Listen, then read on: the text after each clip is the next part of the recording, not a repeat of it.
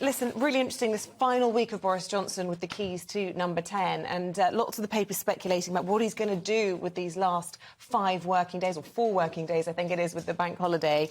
He's on the front of the Telegraph saying, don't give up on green energy. He's obviously making a swipe there at Rishi Sunak and Liz Truss on his proposal to get rid of the green levies. Well, quite. And also these suggestions about Sizewell C, this nuclear power plant, that he might come out and make a big policy announcement, £20 billion, which would cripple whoever takes over as his next as the successor. Yeah, I think if you're Liz Truss or Rishi Sunak, you might be slightly annoyed at some of the front pages today. The whole summer, Boris Johnson said he's going to make no major interventions because that's for his successor to do. And now, just days left, it appears that he is suddenly planning to make some rather big interventions. And I think both of them would be rather annoyed that they could have their hands tied over the next coming days. But obviously he's keen to leave a legacy, and he wants that very much to be a green legacy. Interesting, I think, a lot of us were discussing this in the newsroom this morning, that pretty much probably only Boris would be a Conservative PM that could carry through these sorts of green policies. None of the others have the kind of cut-through when it comes to sort of pushing through that agenda. Do you think there's any other Conservatives that could do that? The only interesting thing that there is when Theresa May left office, in her final days, she was the one who put into law the 2050 net zero. In her final days, she felt the need, actually, I need to have a legacy. And she looked and thought, what can I do? And it was about green agenda. Interesting. That was then. This is now, of course. There was no war in Ukraine. There was no turning off the gas pipeline. And it really has changed, I think, people's view. I mean, nobody, as Isabel was saying, there was very few people that would deny we're in a climate crisis. But, you know, how do you get through it? I mean, people still are going to face... I mean, I think it is scary beyond belief, energy prices. And I'm not just talking about those of us at home, domestic and whatever. If you run a fish and chip shop, if you run a restaurant, if you run a cinema, it's just like, how the heck do you actually keep the doors open? And when all of that begins to bite, I think people will be less green.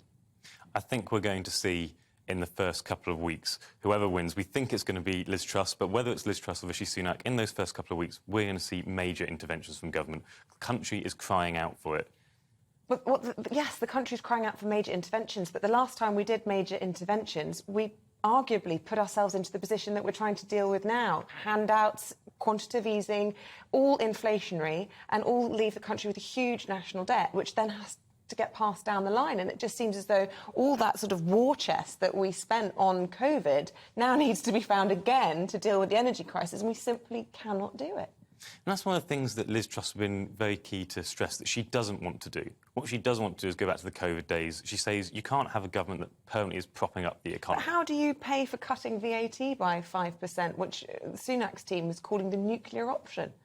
So Liz Truss has said that she'd do these tax cuts, and she said that there's some fiscal headroom to do that. Economists have said, actually, the way that the economy has changed over the last 6 months means that fiscal headroom isn't as big as they previously thought. But I think in the long run, increased borrowing to get through the short term is looking like that is one of the only options that these candidates have. Well, 5 days, 4 days, however many days you want to count it as, until the big announcement next week. A lot can change in that time, but your money's still on Liz Truss.